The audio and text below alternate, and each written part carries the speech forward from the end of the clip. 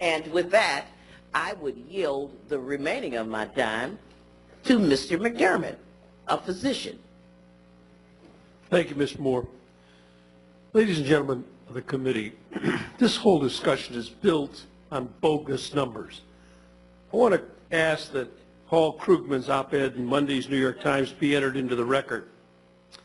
Dr. Krugman, who won a Nobel Prize in economics in 2007, argues that we do not have a deficit problem, and then he explains, let me read it.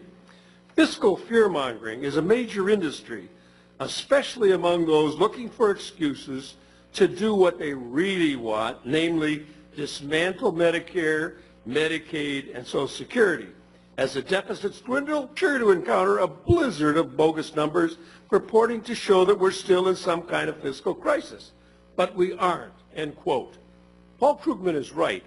The deficit is falling faster now than it has for generation, and it's killing those whose mission for years has been to go after entitlements. They would like us to blame all the deficits on the sick, the elderly, and the poor. We need some reality checks here.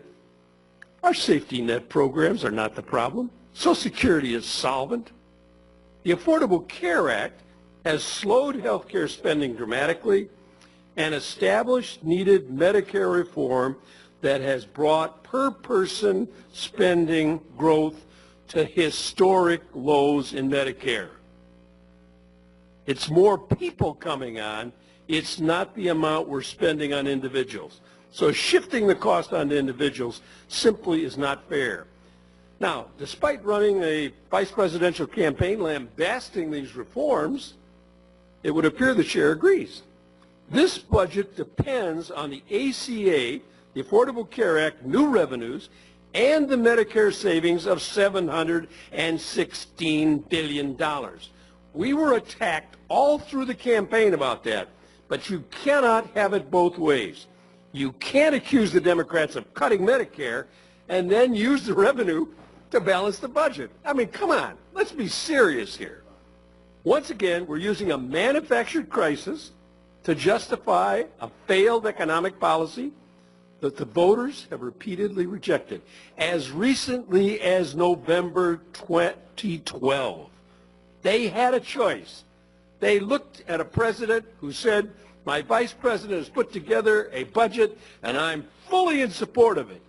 And the people said, thank you. We want Mr. Obama.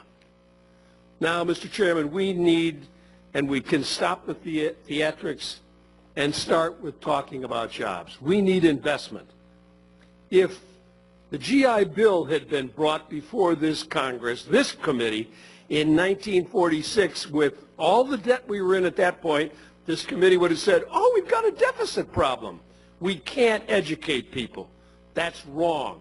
We need to invest not only in infrastructure, physical, but also human infrastructure. I yield back the balance.